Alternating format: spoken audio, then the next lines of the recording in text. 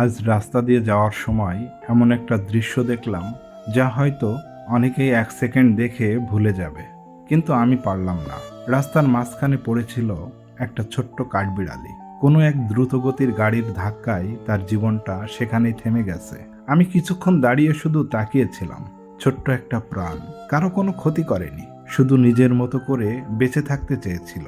গাছের ডাল থেকে ডালে ছুটে বেড়ানো, খাবার খোঁজা, প্রকৃতির মাঝে নিজের ছোট্ট একটা জীবন নিয়ে বেঁচে থাকা, এটাই তো ছিল তার অপরাধ।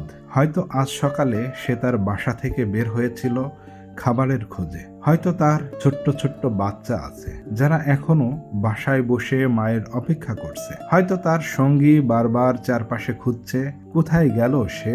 আমরা জানি না, কেউ জানে না, কিন্তু একটা বিষয় নিশ্চিত, একটা জীবন আজ শেষ হয়ে গেছে। ভাবুন তো, যদি কথা বলতে পারতো হয়তো সে বলতো, আমি তো শুধু বাঁচতে চেয়েছিলাম। আমরা মানুষ হিসাবে নিজেদের পৃথিবীর মালিক মনে করি, কিন্তু এই পৃথিবী কি শুধু আমাদের? এই গাছ, এই আকাশ, এই মাটি, এসব তো শুধু মানুষের জন্য সৃষ্টি হয়নি। পাখি, কাঠবিড়ালি, বিড়াল, কুকুর, প্রজাপতি, সবাই মিলেই এই পৃথিবীটা সুন্দর।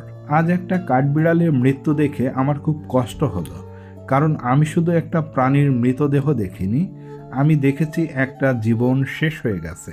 হয়তো একটা পরিবারের সদস্য আর কখনো ফিরবে না।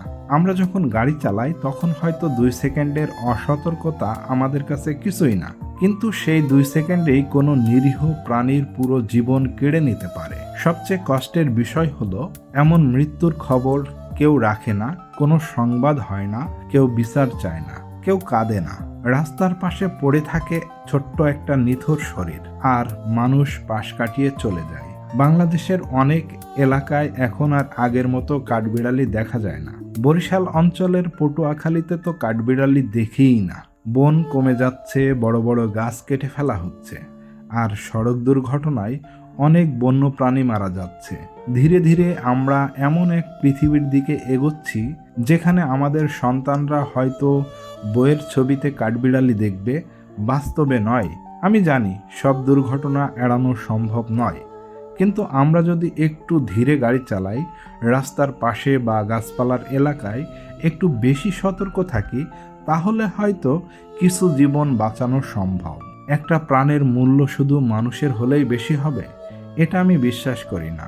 আল্লাহ যে জীবন দিয়েছেন, সেই জীবন ছোট হোক বা বড়, তার মূল্য আছে। আজ এই ছোট্ট কাঠবিড়ালিটাকে দেখে মনে হলো, পৃথিবীটা একটু বেশি দয়ালু হলে হয়তো ও এখনো গাছের ডালে ডালে দৌড়ে বেড়াতো। আসুন শুধু মানুষকে নয়, আল্লাহর প্রতিটি সৃষ্টিকে ভালোবাসতে শিখি, কারণ যে হৃদয় একটি ছোট্ট প্রাণীর কষ্টেও কেঁদে ওঠে, সে হৃদয় সত্যিকারের মানবিক।